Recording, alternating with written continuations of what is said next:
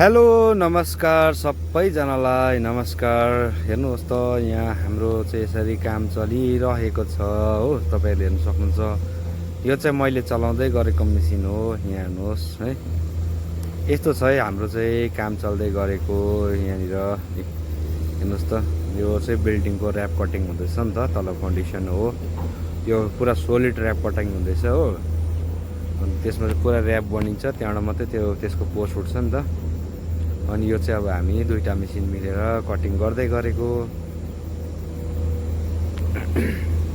हेर्नु सक्नुहुन्छ तपाईँहरूले है। यस्तो खालको छ यहाँको चाहिँ। यहाँ हेर्नुहोस् त, यो परतिर यो प्लमहरू नि हुँदैछ भित्तामा हो, काम गर्ने गरिरहेको छ। यता हामी दुईजना साथी र म यसरी हामी चाहिँ कटिङ गर्दै गरेको तपाईँहरूको माझमा मैले भिडियो ल्याएको छु आज धेरै दिन बादमा है। हेर्नुहोस् त, यसरी चाहिँ माटो उठाएर लगेर सट्टै उता म फ्याँक्ने हो, अन्त उताबाट साथीले उठाएर फेरि उसलाई बाहिर आउट गर्ने, किनकि अब जग्गा त्यस्तै छ। अन्त पुरा सोलिड कटिङ हो नि त, त्यसले गर्दा धेरै साह्रो पर्दछ नि त। दुईवटा मेसिन मिलेर काम गऱ्यो। यो भैयाहरू फेरि छेउछेउबाट हिँडिदिन्छ काम गरिरहेको ठाउँबाट है। केही भयो भने कस्तो रड्डी हुन्छ, छेउमा नहिँडिदिनु भन्छु, कति भन्दा लाग्दैन उनीहरूलाई। त्यत्रो भनेको छ 30 फिट दूरी रहनु भनेर भनिन्छ मेसिनमा, त्यत्रो भनेर किप डिस्टेन्स भनेको छ। तर किप डिस्टेन्सको मतलब के हो थाहै छैन उनीहरूलाई क्या। जति पनि हाम्रो यो मेसिन घुम्ने एरिया छ त्यो एरियाभित्रमा चाहिँ नआउनु भनेको खासमा चाहिँ, तर अब कतिजनाले चाहिँ बुझ्दैन है। हेर्नुहोस् है, काम गर्दा तपाईँहरूको माझमा मैले यो भिडियो ल्याएको हो। के गर्नुहुन्छ साथीभाइ हो, यस्तै छ जिन्दगी है। परदेशमा भन्दैछ त परदेशमा केही गरौँला भनेर बसेको थियो, आफ्नै देशमा बसेर म केही गर्छु भनेको गरिरहेको छु है। माटो यताको माटो काटेर उता लानु, उताको माटो कटिङ गरेर यता फ्याँक्नु है, गर्दैछु एकदम मजाले। यतिमै खुसी रहनुपर्छ मान्छे है। यत्रो बाहिर यहाँबाट यत्रो एक दूर गएर केही न केही कस्तो अर्काको ठाउँमा गएर के हो कसले देख्छ र होइन। आफ्नो ठाउँमा भनेको आफ्नै ठाउँमा हुन्छ नि, बरु कम्ती खाऊ, मिठो खाऊ है, धेरै न ठुलो रास नखोज।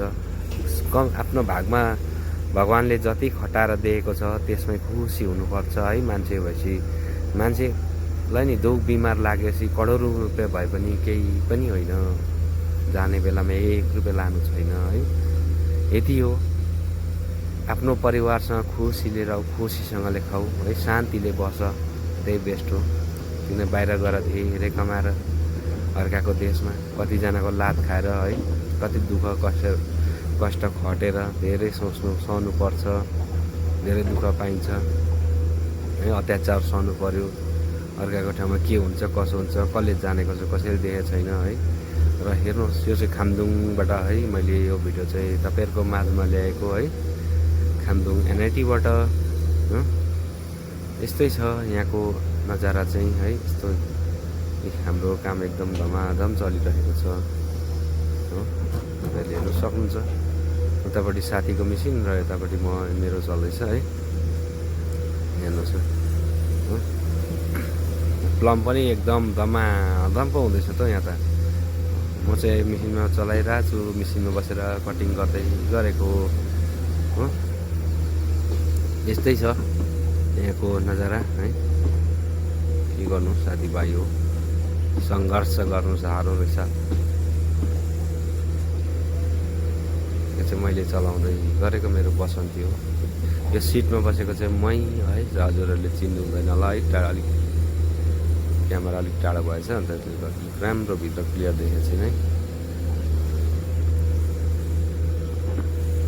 र हजुरहरूको माझमा गर्दै लाँदा धेरै लामो पनि भिडियो भएछ है, अलिकति लामो भयो होला। र पनि हजुरहरूले कृपया गरेर दया गरेर अन्तिमसम्म हेरिदिनु होला है। हुन त सबैकोमा धेरै टाइम त हुँदैन, र पनि अब गर्दै जाँदा बनाउँदै जाँदा अलिकति लामो भएछ है। मैले यसलाई छोटाउनु पनि सकिनँ मैले, किनभने जस्तो छ म त्यस्तै हाल्छु भनेर त्यस्तै हालेको मैले है। हेर्नुहोस् है, एकदम चलिरहेको छ भाइ न भाइ। यहाँ तलतिर लेबर क्याम्पहरू, स्टोरहरू, पम्पहरू छ। यस्तै छ यहाँको चाहिँ नजारा है, यहाँको यो ठाउँको। Thank you for watching. जय श्री राम, नमस्कार।